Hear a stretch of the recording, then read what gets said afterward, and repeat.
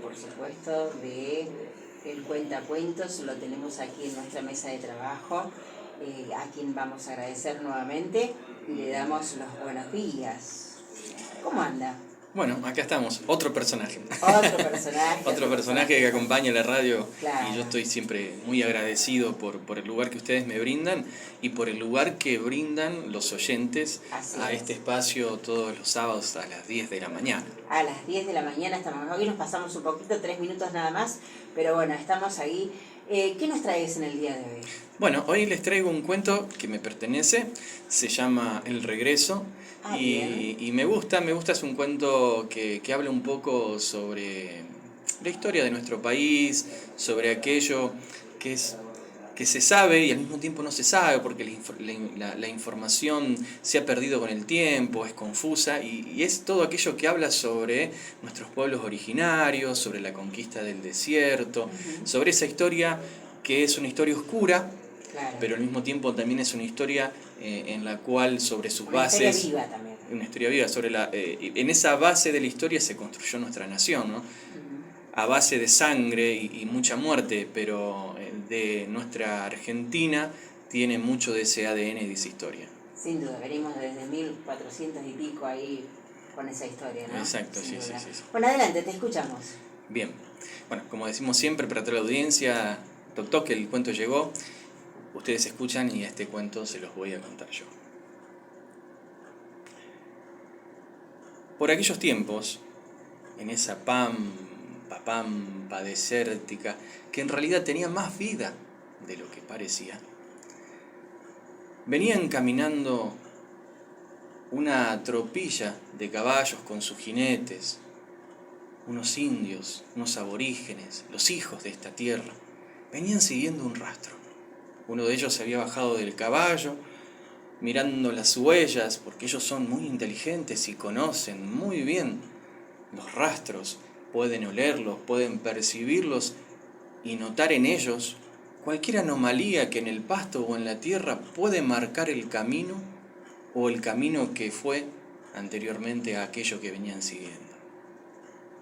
Miraron hacia el norte, luego hacia el sur, miraron el cielo, hablaron entre ellos y comenzaron nuevamente a cabalgar unos kilómetros más hasta dar con una aguada, una gran represa rodeada por pequeños esteros, juncales, y mientras los teros revoloteaban anunciando que había visitas a aquel estero, nuevamente se bajaron y rodearon un cuerpo.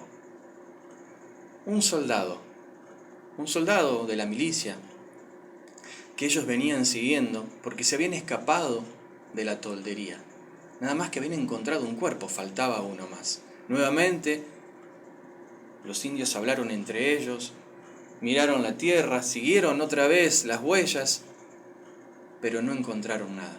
Solamente ese cuerpo allí sobre el charco, como se dice, panza arriba mirando al sol, dejando que la carne, con la putrefacción, se fuera haciendo hacia la tierra para dejar luego los huesos. Así que al no encontrar el segundo fugitivo, subieron a sus caballos y dieron galope a rienda suelta para perderse allá en el horizonte entre la nube, el polvo y los pájaros que se iban yendo. Pasado un momento, un largo momento, el cuerpo que estaba sobre el charco comenzó a moverse hacia un lado, hacia el otro, y en un momento terminó dándose vuelta solo para dejar que desde abajo emergiera otro cuerpo, el segundo fugitivo, que se había escondido pero muy astutamente entre el barro, el agua y el charco debajo del otro cuerpo, para aguantar la respiración todo lo que pudiera mientras aquellos indios trataban de dar con él. Había podido engañarlo y no era fácil engañarlos, pero tantos años en la milicia se había servido de la astucia para poder escapar, como se habían escapado esas noches anteriores cuando los indios allá en aquel malón lo habían atrapado y lo habían tenido prisionero en la toldería, y entre la borrachera y el jolgorio no se habían dado cuenta y ellos habían escapado. Lástima que su compañero llevaba un chuzazo en el pecho que no le dio la suficiente vida como para resistir la huida en el desierto. Así que se valió entonces de aquella situación en donde su compañero falleció en aquella aguada y se escondió debajo. Así que al ver que los indios se habían ido, que ya no estaban más y que seguramente siguiendo algún rastro que no era el de él, o se habían perdido, lo habían dejado, ahora se ocupaba de volver, de hacer su regreso. Él quería volver a su casa, de aquel lugar que lo habían arrancado en su momento cuando despedía a su esposa, su gran amor, con su niñito y su otro hijo que estaba en la panza. ¿Cuántos meses en las trincheras batallando contra la indiada pensando en su mujer? Ni siquiera una carta. Él solo quería sobrevivir y volver.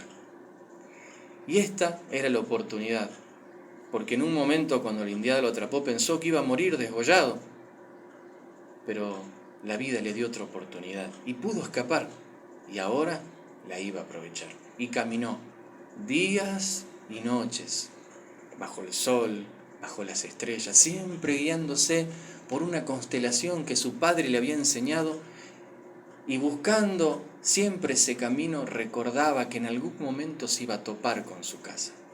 Sobrevivía comiendo alimañas, tomando agua de los charcos, comiendo raíces, como podía, como se lo había enseñado, esto de andar guerreando contra los indios, duro, pero siempre convencido del regreso, caminando, guiándose por aquel grupo de estrellas por la noche y por el sol durante el día. Hasta que, bendito sea Dios y la Virgen que lo cuidaba, divisó unos árboles que recordó eran un punto de referencia para su ranchada, y ahí se lanzó.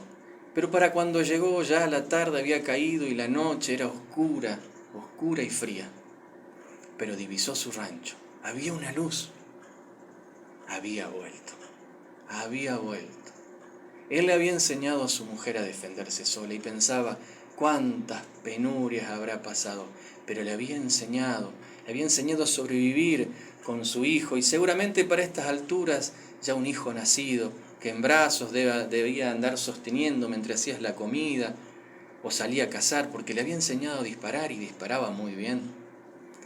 Tenía los perros, esos amigos fieles que nunca te abandonan. Qué lindo que es volver a la querencia. Se le cayó una lágrima, el pecho se le hinchó de emoción y no dudó. Ciego se lanzó al cruce para llegar a la ranchada, pero antes de tocar el patio enorme que cubría el rancho, los perros, entre la oscuridad y al desconocer aquel bulto que cruzaba en la noche, salieron al encuentro y lo atacaron. ¡Fuera, perro! Y tratando de hacerse para poder llegar al rancho y que los perros lo identifiquen, sepan que era él, su mujer abrió la puerta y tal cual le había enseñado él: tené cuidado con los que vienen a robar, tené cuidado con la indiada. Armada, con su niño al costadito, levantó el rifle y apuntó en la noche al bulto que cruzaba en el patio y disparó.